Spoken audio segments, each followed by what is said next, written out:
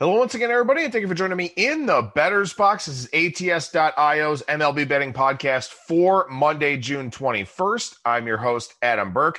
Daily article posted over at ATS.io. Out of town for a wedding last weekend.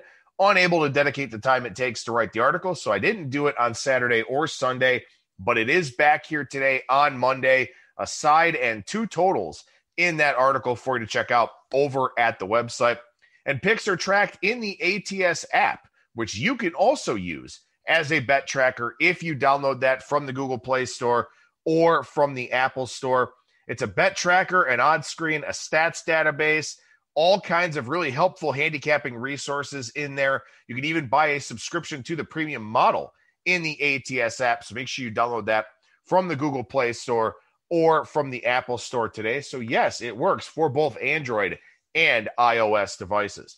We'll have another show tomorrow with Brian Blessing. We'll talk about the Travelers Championship, the NHL playoffs, and NASCAR running back-to-back races this weekend out at Pocono Raceway up in Pennsylvania. So we'll talk about NASCAR on tomorrow's show to go along with golf and, of course, the hockey playoffs. Covering all those things over at ATS.io as well. My MLB article is not the only thing you will find. You'll find WNBA, NBA, NHL, UFC, golf, NASCAR, updates on what's happening in different states around the country as far as sports betting goes. So a lot of great content there over at ATS.io, and I highly encourage you to check all of it out. All right, so with that, let's go ahead and get into today's show here, and I'm only going to do the Beyond the Box Score segment today because I've got a lot of stuff to get to, so I won't be doing the Down the Line segment. You already know what's happening with a lot of the line moves that are out there. The home road splits, you obviously have to look at the lefty-righty stuff. The totals moves have done really well for the most part here this season. So not going to talk about the individual line moves in depth, just a lot of what we've seen over the last several weeks of betting on baseball. So you know all that stuff already if you've been listening to the show regularly. But as I said, I've got a lot of Beyond the Box Score material to talk about on today's show. We'll still give you a pick for Monday night and then preview 4 series for the week ahead here. But let's go ahead and go Beyond the Box Score. And this is the week. Major League Baseball's crackdown on foreign substances is coming this week. Enforcement's supposed to start today. So let's see what Major League Baseball does here with this, because their memo pretty much outlined that everything except for the rosin bag on the mound is illegal. So with that in mind, let's see how much they actually stick to this. Let's see how much the umpires enforce it during a game. Let's see if teams snitch on other teams, because that really opens up Pandora's box, because then all of a sudden you snitch on another team. Well, what's happening in your own backyard? So I'm really curious to see if this is all talk, if Major League Baseball will show some teeth with this, maybe suspend a big fish to establish some credibility, something like that. I don't know. But what I can tell you already is that just simply talking about it has created this ripple effect around Major League Baseball. And Codify Baseball on Twitter, at Codify Baseball, that's CODIFY, Codify Baseball, they're doing a phenomenal job covering everything that's happening on both a macro and a micro level in terms of this spin rate and substance crackdown. A lot of good reading material from a lot of different sources out there.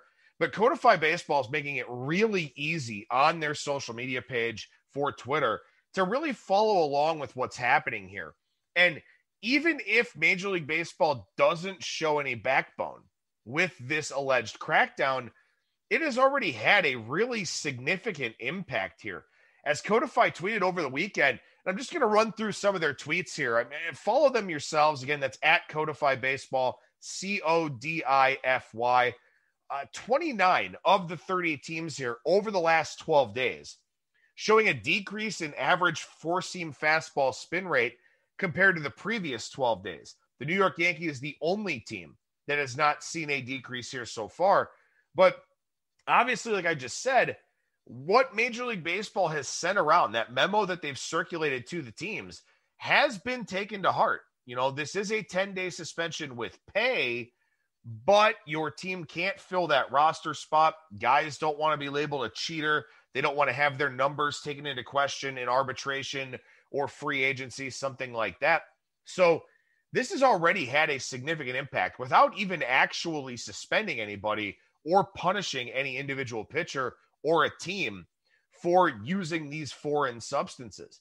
29 of 30 teams with a decrease in fastball spin rate. That's very significant here. And Codify even mentioned in a reply to somebody to that tweet, batting average and expected batting average up 6 points, comparing those two time periods. So the last 12 days compared to the previous 12 days.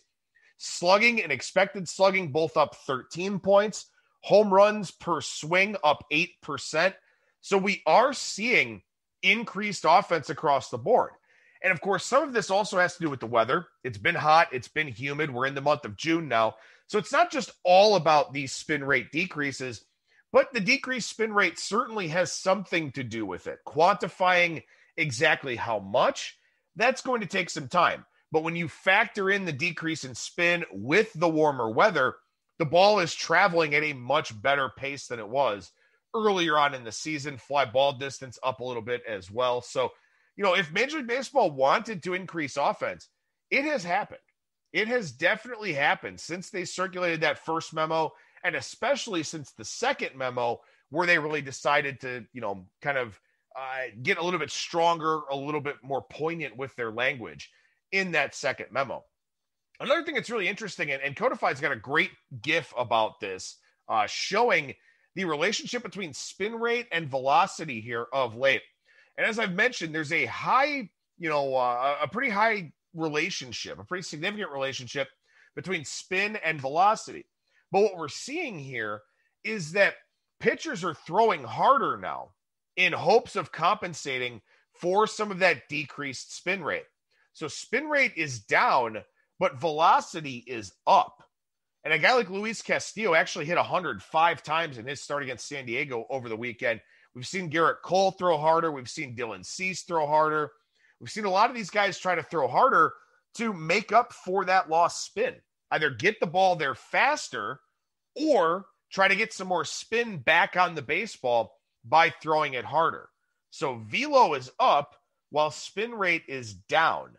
And, a lot of times people kind of say, the pitcher generates the power by throwing hard, and all of that. It may have something to do with increased batted ball distance, increased home runs, the increases in batting average and slugging percentage and all of that. Also, it's just simply the fact that there are fewer strikeouts right now because of this decreased spin. So that's also helping out batting average and slugging percentage. But another tweet from Codify over the weekend here, I missed it on Saturday. Saturday was the day of the wedding, but Saturday was the lowest single-day average spin rate of the season on fastballs and the highest single-day ERA. So we saw a lot of runs being scored there on Saturday. And again, it's just one day. It's just one data point. But overall here, whether Major League Baseball suspends guys or not, we are seeing an increase in offense. And that is apparently what the league's goal was with this whole substance crackdown. So we'll see. Everybody will adjust as we go forward here. We'll kind of see what happens, if they suspend somebody, if players, continue to take this to heart and all of that. But Codify Baseball, very much worth following. Guys like Rob Arthur do a great job in the space. Travis Sawchik, Saris, a lot of people out there covering this spin rate stuff from a lot of different angles. It's been really interesting to read and follow along with. But what does this all mean for us in a handicapping context? Well, let's start with this. As I just talked about, offense is very much up. Overs 83, 65, and 5 since June 10th, according to the Killer Sports database, which I believe still uses 5 dimes closing numbers in the offshore market. I'm not sure about that, but overs have done well here over the last 10 days. And since June 15th, 51, 32, and 3 to the over, based on the results there in that Killer Sports database. So offense is very much up, and this is in part because of the spin rate thing, but also because of what's happening with the weather here. When you're profiling pitchers and when you're kind of looking through and analyzing the stats, this whole thing has made season-to-date numbers much, much harder to evaluate. Because how much does the month of April matter with what's happening now, with what's taking place in June. On the other hand, we know that baseball is a sport subject to a very high degree of variance. So you don't want to look too much at the small sample sizes, but it is hard at this point in time to take April and May all that seriously. So I'm having a problem with that. I think a lot of people are probably having a problem with that. And it's one of those things where, look, command and control will decrease. We'll see more hit by pitches. We'll see more base runners. We'll see more balls in play. We'll see more home runs. So this environment here this month is completely different than what we saw over the first 2 months. And so now I wonder how much we want to take the larger sample size into the equation when the smaller sample size here is more indicative of what we're seeing now and what we're likely to see in the future. So that's been a little bit of a challenge, to say the least here. Another thing that I would do is look for pitch usage changes. And we saw one of these with Trevor Bauer over the weekend, where Bauer has lost a lot of spin. He is somebody who has lost a lot of spin with this substance crackdown. So what he did was he threw more changeups in his last start than he's thrown at any other point this season. So we're going to see this.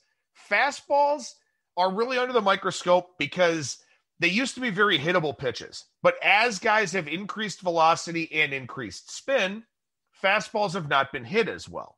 It's the biggest reason why we've seen this offensive decline, because guys don't do damage on fastballs to the same degree that they used to.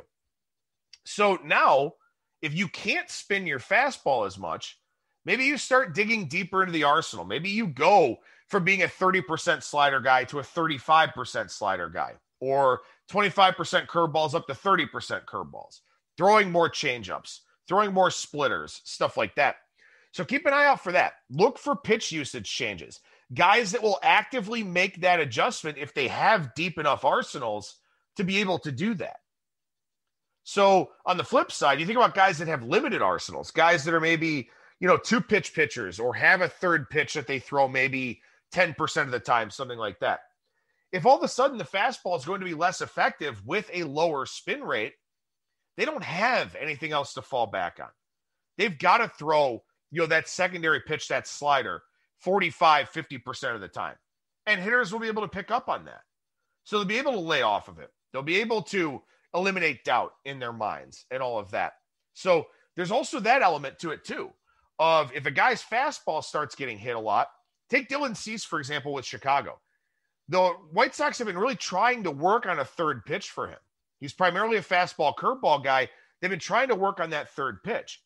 Well, if his fastball is not going to be as effective, you either have to expedite the timeline on that third pitch, or he's going to have to throw that second pitch a lot more. So those are things that hitters will pick up on. They'll kind of realize in the game planning and the advanced scouting reports and all of that. So that'll be something to follow along with here too. There will be some pitch usage changes out there. But one thing I do want to say, and I think this is very important to elaborate on here on today's show, do not just auto fade guys with spin rate decreases. You still have to apply the proper context to this. Like I said, guys who had elite spin rates before probably still will. They'll just be elite against the new baseline, against the new average. Or maybe they won't be elite, but they'll still be very good. And they'll still have the good command and the good control to fall back on. To me, I think this really hurts average dudes and relief arms. So as I said, I would look to fade guys with decreases on their fastballs that have limited arsenals. And I would look to fade guys that you notice some pretty big spin rate declines from, that weren't very good pitchers or aren't very good pitchers. If you're still a very good pitcher, you still have a good chance of being a very good pitcher.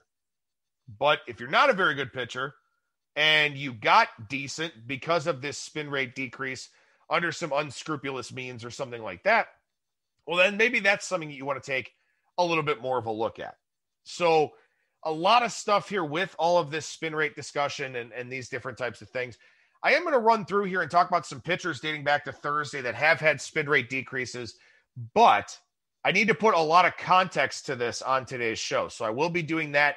And it's a big reason why I'm not doing the down the line segment, just to make sure I elaborate a lot more on this, especially because this is the week where Major League Baseball is allegedly going to crack down quite a bit. So with that, on Thursday, Dylan Cease, again, the spin rates were down a little bit, did have some velocity upticks. However, this start was in Houston. I'm going to talk about that. Keep that in mind because I'm going to talk about that here in a few minutes' time. Shohei Ohtani, a guy with some pretty big spin rate decreases in his last start. Also velocity, kind of some concerns there. But Ohtani, a guy that, again, you want to keep a very close eye on for some of those injury indicators and all of that. Also on Thursday, Rich Hill with some big spin rate decreases for the Rays. And Rich Hill, somebody who popped up on the radar because he talked about how MLBPA didn't do enough to protect pitchers with this whole thing going on. Well, that seemed kind of suggestive that Rich Hill was probably using some substances, kind of upset that the MLBPA didn't back up their guys. And we did see everything kind of drop for him, although his velocity was down as well. And of course, you worry about the injury indicators with Rich Hill, with all of the things that he has in his background. Friday, Brad Hand down once again. Nick Whitgren for the Indians down from their bullpen. Karinchak is still down. Nick Sandlin is still down, all of that. The Indians bullpen does have some concerns in terms of some of those spin rate guys. The Pirates bullpen as well. Sam Howard down yet again. Kyle Crick, same thing for him. So guys in the Indians pen, the Pirates pen, the Braves bullpen, the Red Sox bullpen. Talked about these bullpens a lot. Those are bullpens that do concern me quite a bit. Been trying to pick on some of those teams, looking at some full game overs and stuff like that. James Kaprielian for Oakland down quite a bit, going to Yankee Stadium. And something that's been kind of a challenge here, I think, with some of these pitchers is, accounting for the environmental differences. For example, a guy like Kaprielian, he goes from Oakland, where it's, that sort of that marine air, that marine layer, the thing that we saw at the U.S. Open. I know San Diego is much further south than Oakland, but, you kind of get some different conditions along the water than you get in, say, the Bronx, than you get in a lot of these different ballparks. So that's been kind of difficult here, trying to, sort of cut through the noise, looking at pitcher spin rates on a day-by-day basis. And with that in mind, Jose Barrios for the Twins, a velocity decrease for him as the Twins playing against Seattle. And I've noticed that a lot of starting pitchers, and specifically road starting pitchers, have gone to ballparks with humidors and have seen decreases in velocity and spin. So I've seen this a lot in Texas and in Seattle and in Houston. And we saw it a ton in Arizona with the Dodgers this past weekend here. So something is happening in these ballparks with the humidors. And I don't know if it's a slightly heavier baseball. I don't know if because of the increased moisture with the storage in the humidor, I don't know. I don't know what is happening here. Somebody much smarter than me, somebody with a background in physics would probably be able to explain this to me.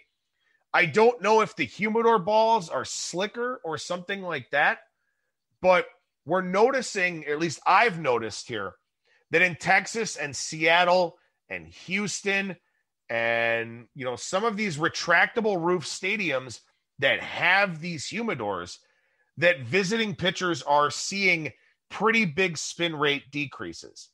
And I don't know if this is substance usage related. I don't know if it's environmentally related. I don't know. But what I know is now I have to kind of draw a line through these because we're seeing a lot of them kind of pop up here. And I think that they're also sort of skewing the analysis of the foreign substance crackdown, where we're seeing a lot of people talking about, these big spin rate drops and the spin rate drop across the league and all of that. To me, it looks as though we're getting increased noise from those retractable roof stadiums that have the humidors. So those are things, again, that I said you really want to apply context to. It's not like you just want to look and say, well, Jose Barrios had a spin rate drop. Nope, got to fade him now. No, because that might not happen in his next start, not pitching with that humidor baseball. So that's something I've been trying to look at here, something I actually found this morning, and now something I'm going to look at a lot closer if I can, just to sort of see if, this is creating this extra element of noise. And that's the hard part about these spin rate decreases is that there's so much noise. There's so much context that has to be applied to each one of these starts, because you've got that strong relationship between velocity and spin. If a guy's velocity is down a little bit, the spin rates are going to be down too. If he's throwing harder, the spin rates might be up. It's a very slippery slope here. And it's something that just adds another layer of difficulty to betting on baseball. And, I talked about this on one of the previous shows here. Baseball is just, it's not a fun game right now with where everything is, with, players going up against each other, with, hitters being upset about these substances and how far pitchers have taken it, but then their teammates are doing the same things. And, you got the labor stoppage that's almost inevitable now. It's a challenge, and it makes it very hard to handicap the game.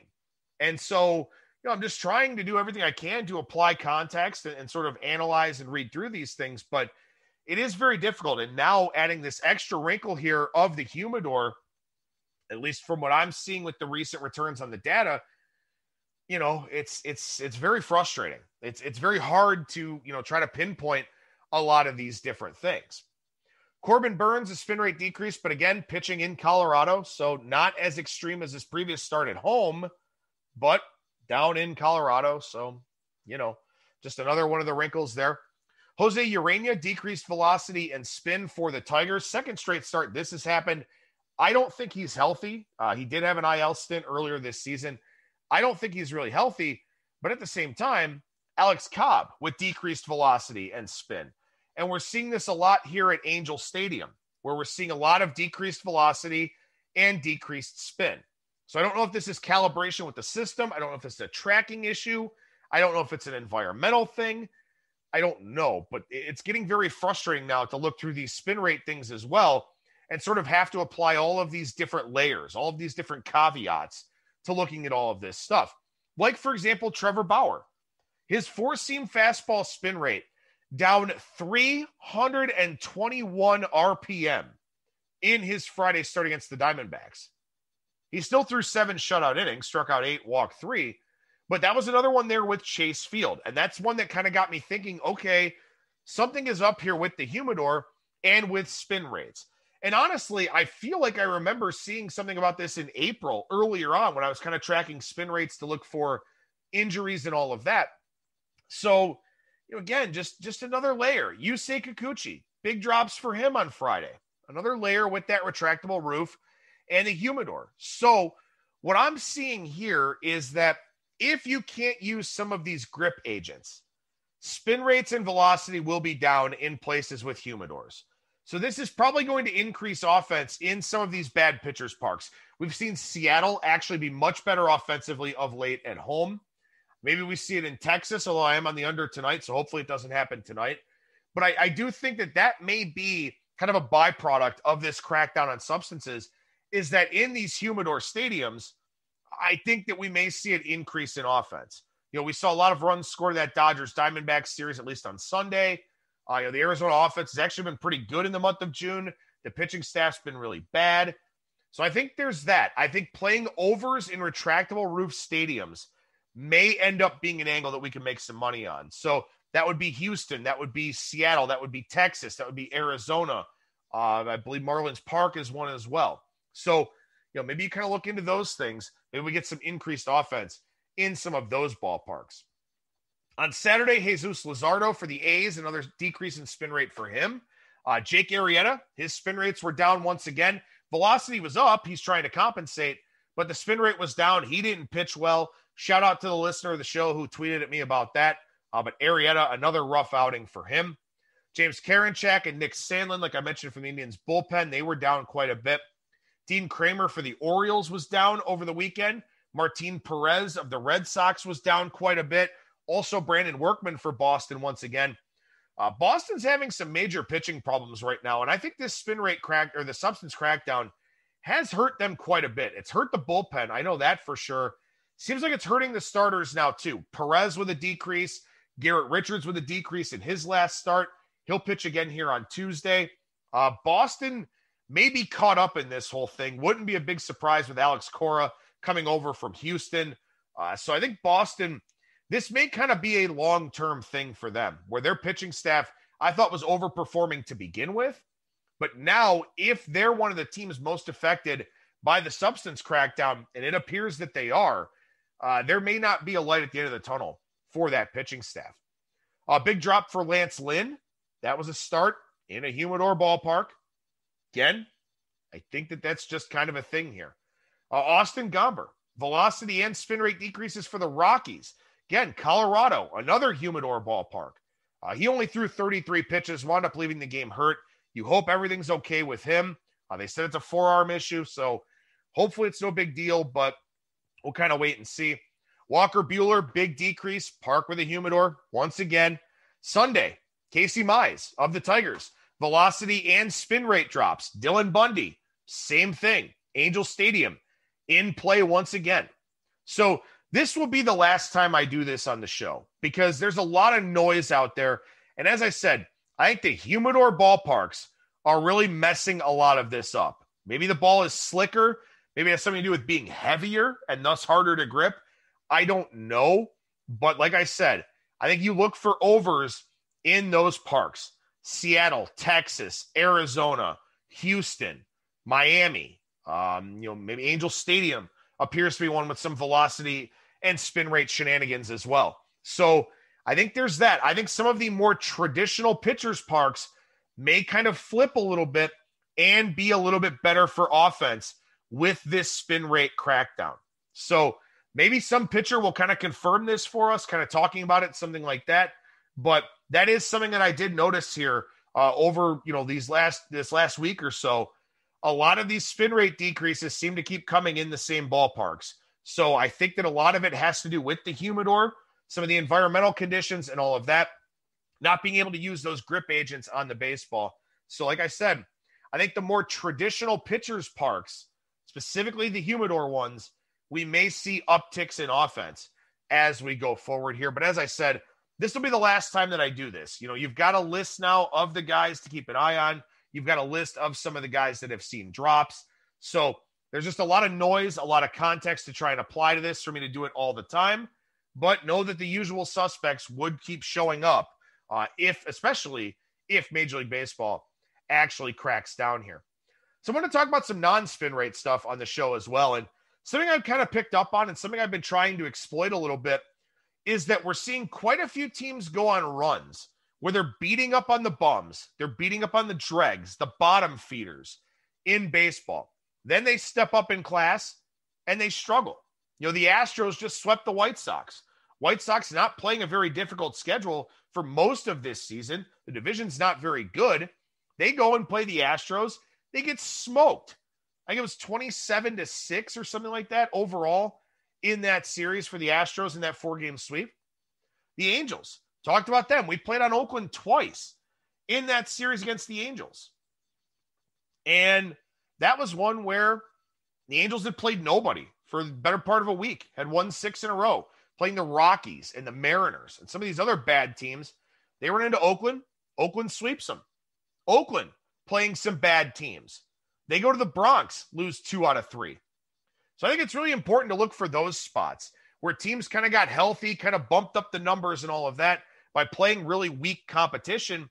Then they go and play some legitimate teams, and all of a sudden things kind of, turn for them a little bit. Take, for example, my Cleveland Indians. They've played the Orioles, the Cardinals, who are really in a funk, the Mariners, the Orioles, the Pirates. Well, now they play the Cubs for a couple games. Then the Twins, who seem to be playing a little bit better, at least have a pretty good offense. Then they play the Tigers. But then to finish out the first half, the Astros and the Rays. Then they play 4 games against the Royals, who are also struggling. But the Indians are playing some better teams now. Certainly some more talented teams than what they've recently been playing. I think it's a good time to fade the Indians now. The A's, they play Texas this week, here this week. The first game against the Rangers tonight of 19 left on the schedule. But outside of playing Texas here, and they play Texas 3 times between now and the All-Star break, they also play San Francisco, Boston, and Houston. So Oakland will step up in class a little bit here soon. The Angels, they played Seattle and Kansas City and Arizona. Then they got swept by Oakland. Then they played Detroit. Well, now they'll play the Giants and the Rays and the Yankees, the Orioles and the Red Sox. I think we've got a good opportunity to fade the Angels here coming up as they step up in class and play some better competition. On the flip side, the White Sox got swept by the Astros in that 4-game series.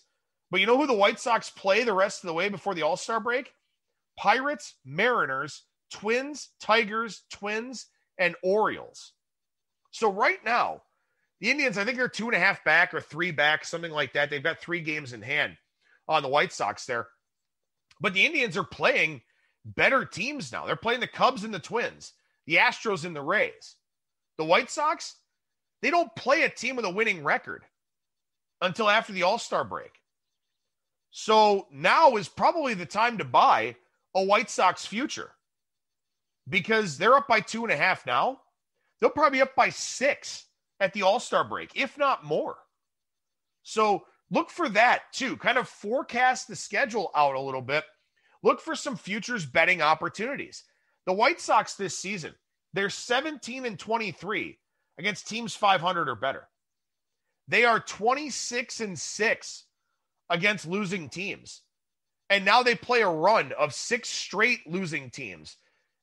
Well, I guess the Mariners don't have a losing record, but they probably should based on their alternate standings metrics. But now they face a bunch of bad teams. The White Sox should get healthy now. You know, the A's, right? The A's have played 27 games already against sub-500 teams. Houston's only played 17. And to that end, Houston 35-19 against teams 500 or better. So Houston has played a lot of the tough teams on their schedule already, and they've done very well in those games. Now, if they can play the bully role, well, they should leapfrog over Oakland here and probably do so in relatively short order. So those are things that you want to look for here. How about the Mets? The Mets are 9-14 against teams 500 or better. They are 27-15 against losing teams. But they're the only team in the National League East with a winning record. So they've been able to play a lot of teams with losing records. When they step up and play against some of the better teams, well, what's going to happen in those games? Although the NL, not great overall anyway. The NL Central still very weak. The 3 good teams in the West. But, you know, is there a single good team in the NL East? I don't know. But these are things that you want to look for. You always want to look for those futures opportunities. And there are some strength of schedule discrepancies out there. Or some teams that have played really well against the bums, have not played well against good teams, then they run into a good team and, you know, kind of takes them down a peg or two. So look for those. I think we've got a fade of the Angels coming up here. I think we've got a buy sign on the White Sox. And yes, it's going to be chalky, but they're playing teams that they could blow out if they wanted to. So look for those things. And also try to look to play against teams that just played a bunch of bad teams and then step up a little bit. I think those are opportunities for us to play on. Got a pick for Monday night for you here. And look, it's the Los Angeles Dodgers. Underdog for the first time in 150 games. Last time they were a dog, October 7th, 2019. And I tell you what, I will back Julio Urias at any reasonable price. I think tonight is a very reasonable price.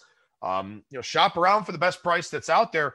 Yu Darvish, a guy with a spin rate decrease, definitely have some worries and some concerns about him. That would be something that I would definitely want to take an extra peek at here with Darvish tonight. But I have to play the Dodgers as a dog. I mean, the Padres, look, Darvish is great. The Padres don't hit. They're below average offense this season. So I took the Dodgers for tonight. And obviously, I will talk about that series a little bit more here in a couple of minutes. So 4 series to preview for the week ahead here. And we start with the Braves and the Mets. Double dip today. Ian Anderson, Jacob deGrom in game 1, it would appear. Kyle Mueller, and then either Robert Gsellman or Gerard Eickhoff. Probably getting the start in game 2 for the Mets. Charlie Morton, Marcus Stroman on Tuesday. Max Fried and David Peterson on Wednesday.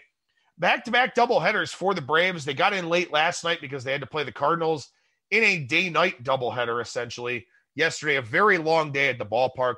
Mets did play a doubleheader on Saturday, so it's not like they have some big rest advantage or anything like that. You know, I still feel like the Mets are overachieving here. I mean, defensively, they're playing very well. They still have a ton of injuries on the offensive side. I still think that they're kind of an overachiever and the Braves are a bit of an underachiever. But at this point in time, I mean, the Braves offense has been very inconsistent. They either explode or do nothing. The bullpen is just, I don't think they're going to get right and turn this thing around, especially now with all the spin rate decreases. So I don't know. I really want to continue liking the Braves, but I've been talking about how I expect the Braves to get better for so long, and it just hasn't happened that maybe it's not going to. So interesting series here, a 4-game series over 3 days. We'll see how this one plays out, but Atlanta's got to make a move here at some point, and I'm kind of getting tired of waiting on it. Astros and Orioles here. Jake Odorizzi, Keegan Aiken tonight. Zach Greinke, Jorge Lopez on Tuesday. Jose Urquidy and Tom Eshelman on Wednesday. You know, the Astros 35-19 against teams 500 or better, as I mentioned, but that makes them 8-9 against teams with a losing record. Is this just like a focus issue for them? Is it a lack of motivation? I mean, look, they've played a really tough schedule here lately. They've played the Dodgers and the Red Sox and the White Sox, and I think they played Oakland in that span as well. They've played some really good teams. They went up to the Bronx and played the Yankees. They've played some really good teams of late. Do they bring any intensity whatsoever to Camden Yards? I don't know. I looked at it today, and look, I mean, this team, they've only won 6 one-run games this year. So they've won the run line like 36 times in their wins this season.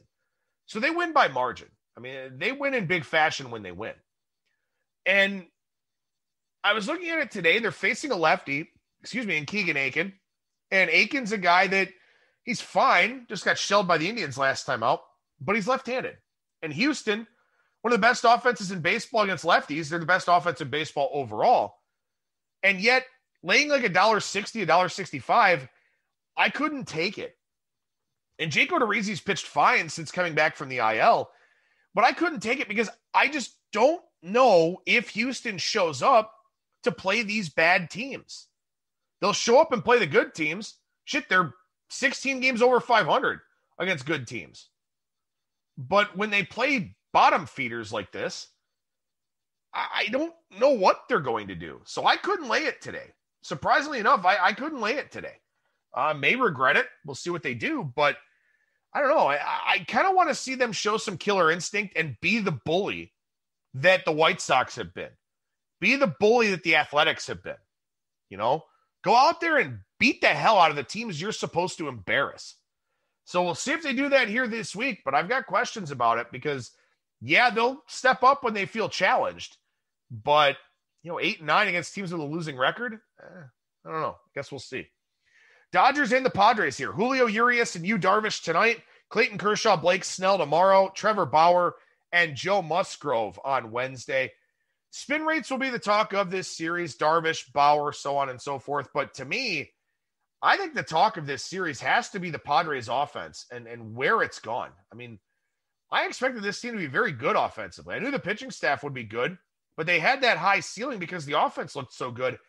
They have a 98 WRC plus. They have been a below average offensive team. 100 is average in Major League Baseball. They are below average. And there's way too much talent for that to be the case. But why would I expect them to hit against the Dodgers? I know the Dodgers have some spin rate considerations and all of that, but I mean, the Dodgers just have so much depth of pitching here. And the Padres, I mean, look, they've got, 2.5 good starters going here. I'm not a big Blake Snell guy, but Darvish is still good, spin rate decrease or not. Joe Musgrove's been great. I'm curious to see what happens in this series here because when these two teams played, the Dodgers were not playing overly well. The Dodgers did not have a great month of April.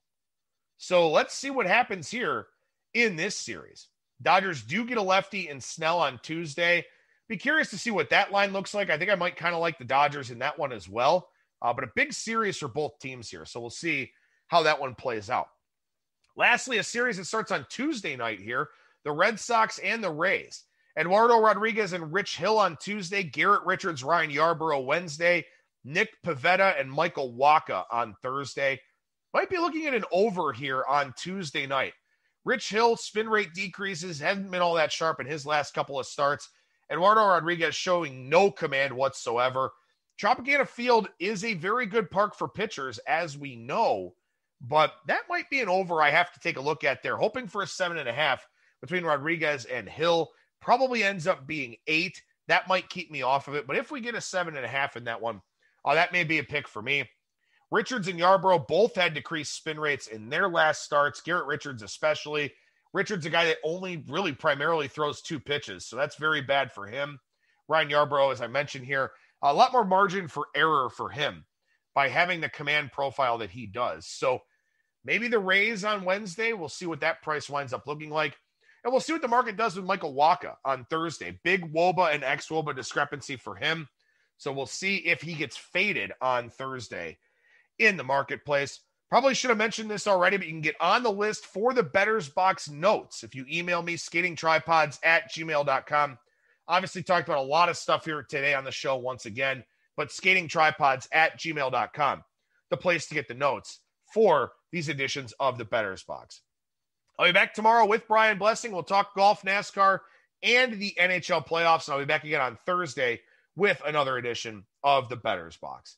That'll do it for me. Thank you so much for listening, everybody. And remember that you will never strike out when you're in the Bettor's Box.